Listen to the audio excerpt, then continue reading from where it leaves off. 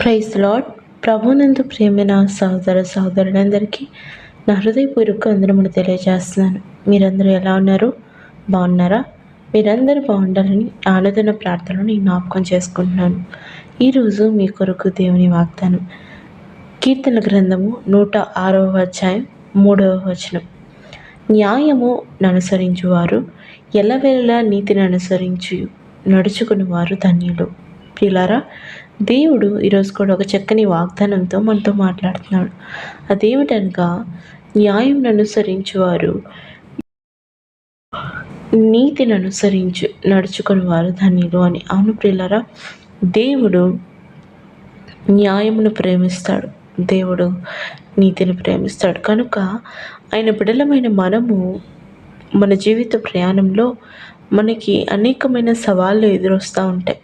మంచా చెడా, మంచి చేద్దామా, లేదంటే సత్యం వైపు నిలబడదామా, అబద్ధం వైపు నిలబడదామా, నిజం చెప్దామా, అబద్ధం చెప్దామా అని రెండు రకాలైన త్రోవలు మనకు కనిపిస్తూ ఉంటాయి ప్రియులారా. అలాంటి సందర్భంలో దేవుని వాక్యం సెలవిస్తుంది, ఎవరైతే న్యాయం అనుసరిస్తారో, ఎప్పుడు ఎల్లవేళలా ఎవరైతే నీతిని అనుసరిస్తారో, దాని ప్రకారంగా నడుచుకుంటారో వాళ్ళు ధన్యులు అనగా వాళ్ళు ఆశీర్వదించబడిన వారని దేవుని వాక్యం సెలవిస్తుంది ప్రియులారా. అవును ప్రియ సహోదరి, ప్రియ సహోదరుడా, దేవుని వాక్యం సెలవిస్తుంది, ఎవరైతే దేవుని నిజముగా ప్రేమిస్తారో వాళ్ళు ఆయన యొక్క ఆజ్ఞలను, కట్టడలను ప్రకారంగా నడుచుకుంటారని దేవుని వాక్యం సెలవిస్తుంది. మనము దేవుణ్ణి ప్రేమిస్తున్నాము, దేవుని పైన ఇష్టపడుతున్నాము అని మనం నోటితో చెప్తే సరిపోదు, కానీ అది మన క్రియల రూపంలో చూపించాలంటే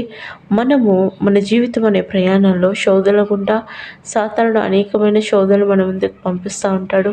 మనము అటువంటి సమయంలో దేవుణ్ణి దృష్టిలో పెట్టుకొని ఆయన మనకిచ్చిన ఆ యొక్క న్యాయ విధులను, కట్టడలను మనము దృష్టిలో పెట్టుకొని దాని ప్రకారంగా నడుచుకున్న వాళ్ళమైతే, న్యాయమును అనుసరించి నడుచుకున్న వాళ్ళమైతే దేవుడు మన జీవితంలో మన జీవితాన్ని ధన్యకరంగా మారుస్తారు. ప్రియ సహోదరి, ప్రియ సహోదరుడా, అవును, ఈ లోకంలో అనేక మంది అన్యాయం వైపే వెళ్ళిపోతున్నారు. అనేక మంది అనీతిగానే అవినీతిగానే వాళ్ళు ప్రవర్తిస్తూ ఉన్నారు. నీతి లేని జీవితాలు కలిగి ఉన్నారు. కానీ దేవుని బిడ్డలైన మనము మన జీవితాలకి అది తగదు ప్రియులారా.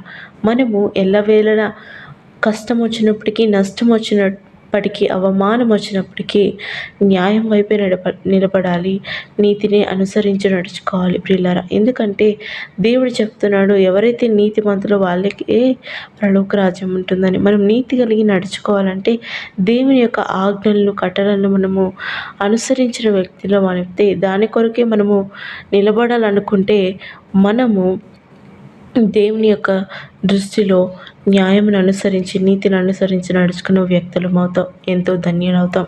అవును, మన జీవితం ఎంతో ధన్యకరంగా మారిపోతుంది. నీ జీవితంలో, నీ యొక్క కుటుంబంలో, నీ యొక్క ఉద్యోగంలో నీకు న్యాయం వైపు నిలబడతావా, అన్యాయం వైపు నిలబడదాం అలాంటి పరిస్థితులు వచ్చినప్పుడు, దేవుని కొరకు మనం న్యాయం వైపు నిలబడినప్పుడు, నీతి కొరకు మనం నిలబడినప్పుడు, సత్యము కొరకు నిలబడినప్పుడు దేవుడు మన జీవితము ఎంతో ధన్యకరంగా మారిపోతుందని దేవుని వాక్యం సెలవిస్తుంది. ప్రియ సహోదరి, ప్రియ సహోదరుడా, నువ్వు ఎప్పుడు అనుకోకు, నేను ఒకవేళ ఇప్పుడు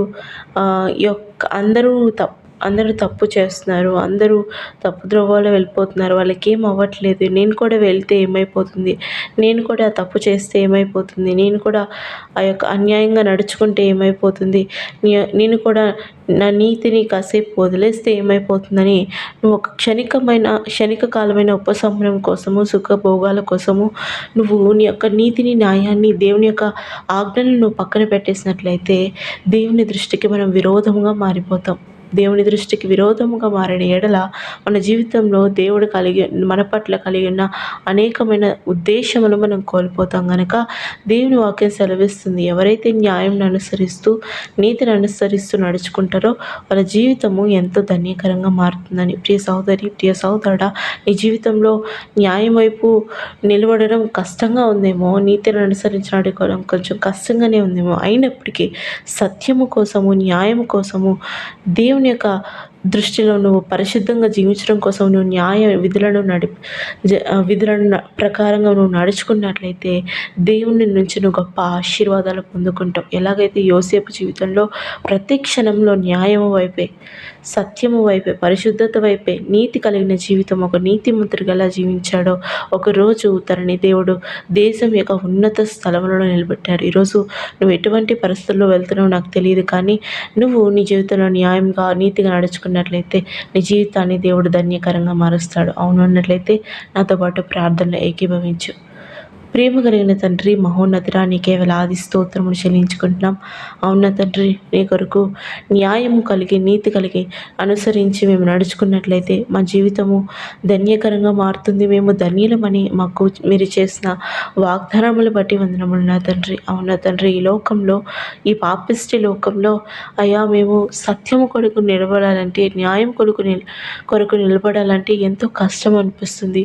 ఎంతో వీలు లేని పరిస్థితిగా ఉంటుంది. అయినప్పటికీ కూడా నీ కొరకు, నీ మహిమార్థమై నిన్ను నిజముగా ప్రేమించే వ్యక్తులముగా అయా నీ ఎదుట మేము నీతి న్యాయములు అనుసరిస్తూ నడుచుకునే వ్యక్తులు అయితే మా జీవితాన్ని మీరు ధన్యకరంగా మారుస్తారని చెప్పిన వాగ్దానాన్ని బట్టి వందనములు. అవును తండ్రి, బిడ్డలు ఎటువంటి పరిస్థితిలో ఉన్నారేమో అయా, వాళ్ళు సందిగ్ధంలో ఉన్నారేమో, నేను న్యాయం వైపు వెళ్ళాలా, అన్యాయంగా నడుచుకోవాలని వాళ్ళ జీవితాలు మీరు మార్చి గొప్పగా ఆశీర్వదించమని యేసు నామములో ప్రార్థిస్తున్నాం నా తండ్రి.